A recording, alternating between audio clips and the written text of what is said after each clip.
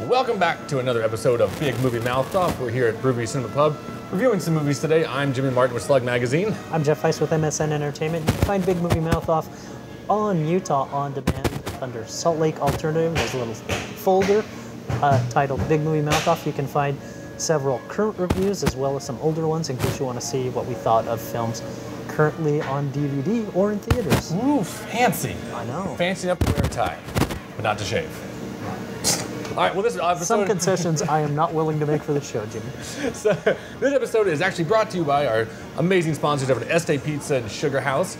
Check out their pizza. It's 2021 South, 900 East. If you've never had Este Pizza, you have not lived, my friend. New York style. And they even launched, especially for the film that they were sponsoring, Frankenweenie, they have hot dogs now. Fancy. Go check them out, Este Pizza, 2021 South, 900 East. Let's get this ball rolling. As I said, we are going to be reviewing Frankenweenie. This is Tim Burton's latest creation, and I say latest in the sense of he's done this before. Yes, he made a short film. That's right. Made a short film that pretty much, I would say, launched his career. Absolutely. In the sense that it was a short film, was not stop motion animation, but live action. But this time he's kind of gone back to the world. Picture Nightmare Before Christmas, even though he produced it, I understand that. But he's gone back to this kind of world. Corpse Bride. Yeah, Corpse Bride, exactly. There you go. Just think Twiggy legs and stop motion animation. So basically the premise is that a boy named Victor and his best friend Sparky, which is a dog. His best friend is a dog. He's an awkward kid, I'd say. In fact, his name is Victor Frankenstein.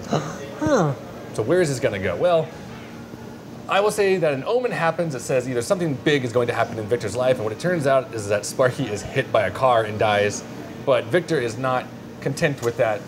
Wants his best friend back. Wants him back and reanimates his dead dog. With lightning. Yeah, and as Frankensteins are wont to do. Yeah, right. They are known to do that. And so basically, word kind of gets around amongst the kids of the community, and they want a little piece of the action. And I always like to say wackiness ensues, and that's exactly what happens in this film. Sparky is a great dog, a great friend. The best dog a kid could have. When you lose someone you love, they never really leave you. He'll always be in your heart. I don't want him in my heart. I want him here with me. The nervous system is just wires and cables. Even after death, the muscles respond to electricity. And creepiness ensues too. By the way, I should point this out. And this is might sound like a condemnation. It's not. Film got a PG-13 or a PG rating from the MPAA. I'm almost of mind that it should have gotten a PG-13. There's some spooky stuff. It's pretty intense. Yeah. Little kids are gonna be scared. And by that, I mean there's just some really creepy imagery and things that happen. Yeah. But at the same time, this film, which reteams Tim Burton with one of his better screenwriter friends, John August, who wrote Corpse Bride, as well as Big Fish. People forget about that one. Yes. It has numerous homages to not only Burton films, including there's some imagery from Pee-wee. Pee-wee and Batman. And Batman. There are also homages to Frankenstein vs. Dracula, the Japanese kaiju film, Gamera, as well as Gremlins. Something big is gonna happen. Who's responsible for this? I just wanted my dog back. We can do better. Bigger. Rise, Colossus, from your tomb!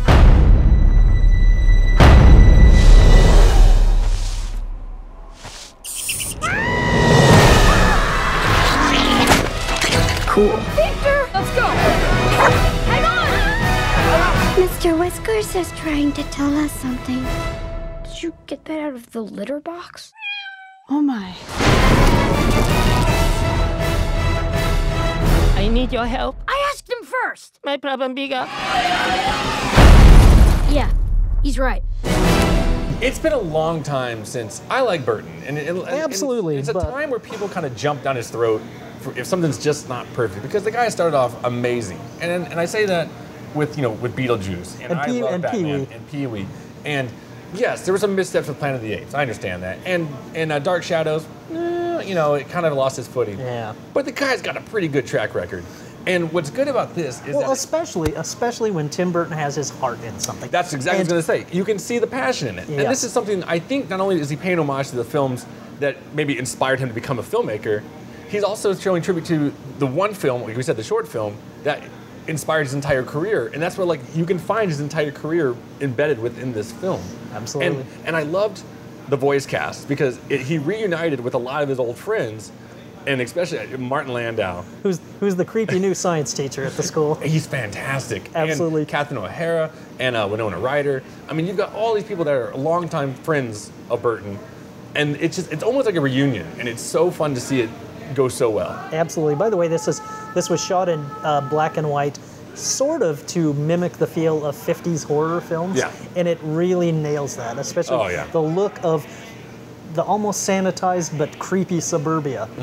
Yeah, it's just, and that's what I said, the creepy suburbia, which takes me right back to Edward Scissorhands. I mean, there's so much that I almost want to say it's been done before, but it's just him living in his world that he's so good at creating. Absolutely. And I had a blast with this film. It's a return to form. By the way, you didn't mention that he reunites, spoiler alert, but you won't spot it coming, he also reunites with Christopher Lee.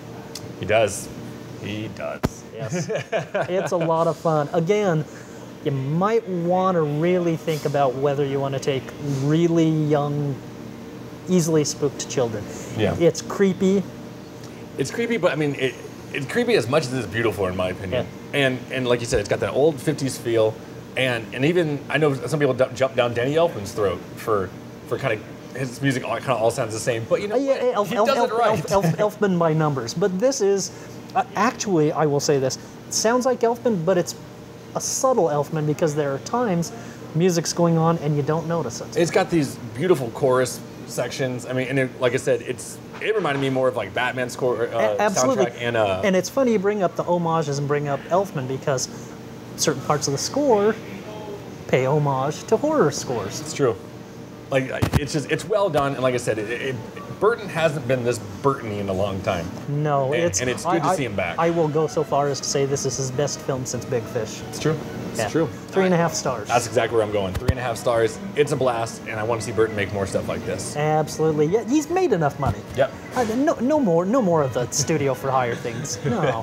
Passion projects. You're better than that. And just work with John August. That's right. All right, well, there you go. 3.5 stars from both of us. Thanks for watching this episode of Big Movie Mouth Off. And be sure to check out, again, our sponsors, Este Pizza. It's at 2021 South 900 East. Delicious pizza, now delicious hot dogs. You can't go wrong. Yes. See And you it next sponsored time. us a good movie.